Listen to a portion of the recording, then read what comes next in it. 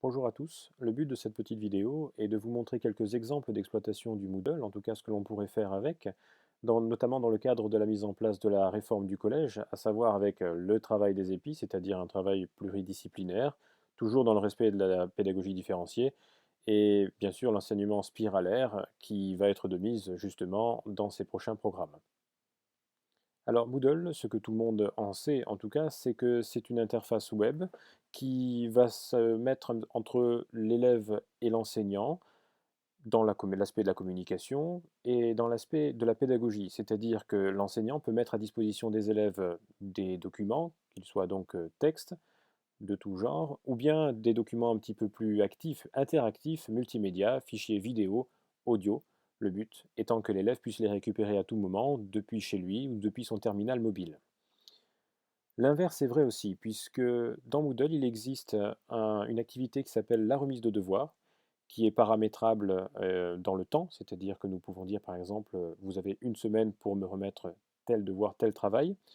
et du coup, l'inverse est vrai, c'est-à-dire que l'élève peut y déposer donc des travaux écrits, des textes en tout genre, mais également des fichiers multimédia, audio et vidéo. Ce qui devient assez pratique si l'on est prof de langue, on pourra proposer une consigne en audio et récupérer du coup un travail en audio, presque un labo de langue en somme. La force du Moodle, comme beaucoup de gens le savent, c'est aussi la possibilité de proposer des tests autocorrigés à ses élèves, soit dans le but simplement de les évaluer, tester des connaissances, tester des acquis, ou bien dans le but de les former, si le paramétrage est un petit peu plus souple et que plusieurs tentatives sont autorisées. Le but étant bien sûr d'arriver à l'acquisition totale de ces notions. De façon large, en fait, Moodle, c'est une série d'activités plus ou moins variées, allant des tests aux liens, qui donc pour sortir du Moodle et aller un petit peu plus loin dans la pédagogie, voire même se tenir au courant de l'actualité avec des flux RSS, participer à un travail collaboratif à l'aide des wikis, déposer des travaux, s'auto-corriger, un tas d'activités finalement qui permet de travailler sereinement depuis la maison ou depuis son terminal mobile si la version du Moodle le permet. En tout cas, un bon vecteur de communication contactable jour et nuit par tout le monde, c'est-à-dire les profs et les élèves. Moodle permet, et ça c'est un peu plus dans le cadre de la réforme, un travail collaboratif important, puisque je peux décider de créer un parcours en commun avec un ou plusieurs collègues, en leur donnant les mêmes droits que moi sur ce parcours, ou bien, si je veux travailler de façon un peu plus cloisonnée, je peux décider de donner un parcours clé en main à un autre enseignant qui le déploiera dans son propre espace, comme s'il l'avait créé lui-même. Tous les aspects donc du travail collaboratif sont possibles, isolés ou au contraire vraiment en symbiose avec son équipe. Moodle peut également être un agent important de la pédagogie différenciée puisque chacune des activités proposées euh, peut être dédiée à des élèves en particulier ou des groupes de façon spécifique et on peut même créer des parcours qui vont se débloquer de façon personnelle selon le travail précédent des élèves.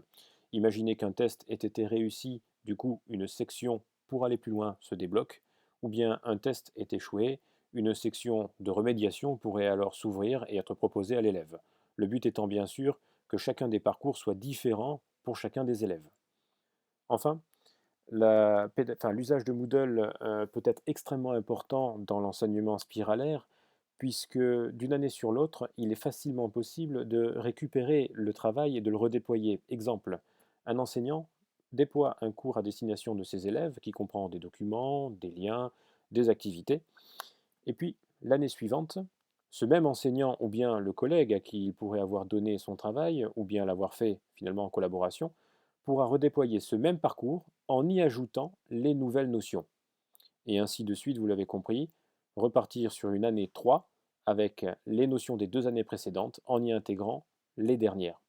Le but étant que sur plusieurs années, un élève puisse avoir un retour sur ses enseignements précédents, un retour sur ses anciennes copies, sur les travaux qu'il avait pu effectuer, ses anciens tests, voire même les refaire, pourquoi pas,